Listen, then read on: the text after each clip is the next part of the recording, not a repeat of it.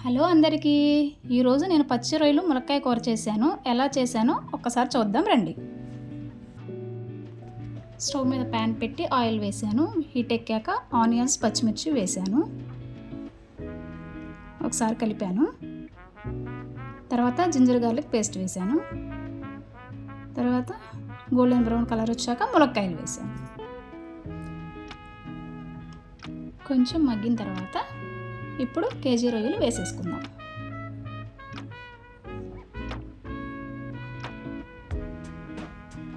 వేసిన తర్వాత అటు ఇటు కలుపుకుందాం.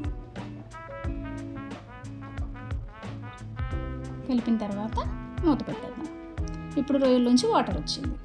మళ్ళీ ఇంకోసారి కలిపేసుకుందాం. కలిపేసి మళ్ళీ మూత పెట్టేద్దాం. ఇప్పుడు చూడండి ఎలా వచ్చిందో.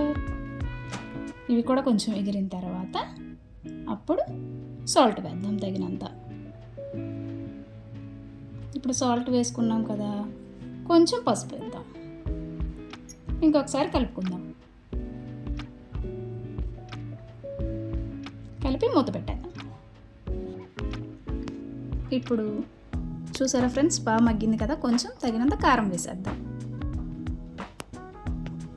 ఇప్పుడు అటు ఇటు కలుపుకొని కొంచెం మగ్గిన తర్వాత ఒక గ్లాసు వాటర్ పోసేద్దాం. తర్వాత కొంచెం ధనియాల పౌడర్ వేసుకుందాం. ఒక 5 నిమిషాలు అయిన తర్వాత అటు ఇటు కలిపి మళ్ళీ మూత పెట్టేద్దాం. ఓకే ఫ్రెండ్స్, చూడండి. ఒక 5 మినిట్స్ అయిన తర్వాత గరం మసాలా వేసేద్దాం.